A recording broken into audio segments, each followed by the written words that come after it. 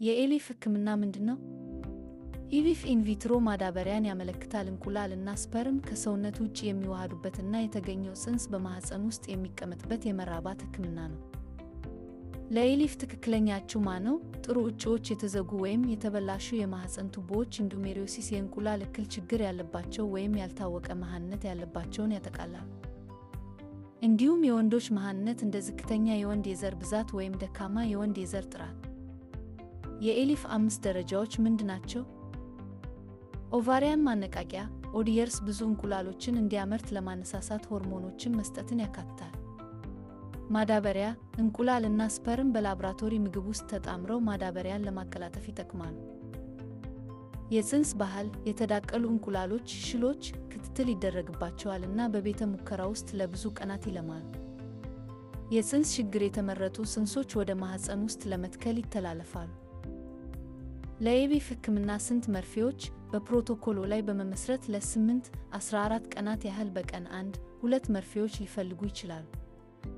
የኤሊፍ ሂደት ደረጃ በደረጃ ሆርሞን መድኃኒቶች እንቁላልን ያበረታታሉ። እንቁላሎች ይሰበሰባሉ፣ ስፐርም ይጨመራል፣ የጽንስ ቅጾች ሽል ይተላለፋል። ከ10-14 ቀናት በኋላ የእርግዝና ምርመራ። ኤሊፍ ውድ ነው? አዎ። ወጪዎች በአገር ይለያያሉ። አሜሪካ በውደት $12,000 $20,000 ህንድ 1.2-2.5 ዋይክስ 1,530 ኢትዮጵያ $250 $400 ኤድብ 4,307 አንዳንድ ክሊኒኮች መድኃኒቶችን ያካትታሉ፣ ሌሎች ለየብቻ ያስከፍላሉ። የኢቪፍ ሕፃናት ጉዳቶች የበርካታ ወሊድ ስጋት መጨመር፣ ከፍተኛ የወሊድ ችግር፣ ያለጊዜው መወለድ እና ዝቅተኛ የወሊድ ክብደት መጨመር፣ የልጅነት የጤና ችግሮች ስጋት መጨመር፣ የስነልቦና እና ስሜታዊ ውጥረት፣ የገንዘብ ሸክም።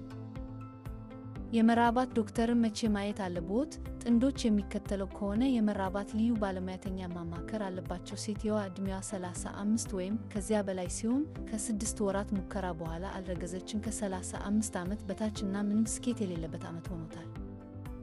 አንዳንድ ሰዎች በ20ዎቹ ውስጥ በቅድመ ምርመራቸው ውስጥ እንኳን የወሊድ ችግሮች ያጋጥሟቸዋል። ወቅታዊ ህክምና የወላጅነት ህልምን ወደ እውነታነት ለመለወጥ ይረዳል። ቴሪ ኬና ላይክ፣ ሼር፣ ኮሜንት። ለበለጠ አስደሳች ቪዲዮዎች የዩቲዩብ ቻናላችንን ይመዝገቡ።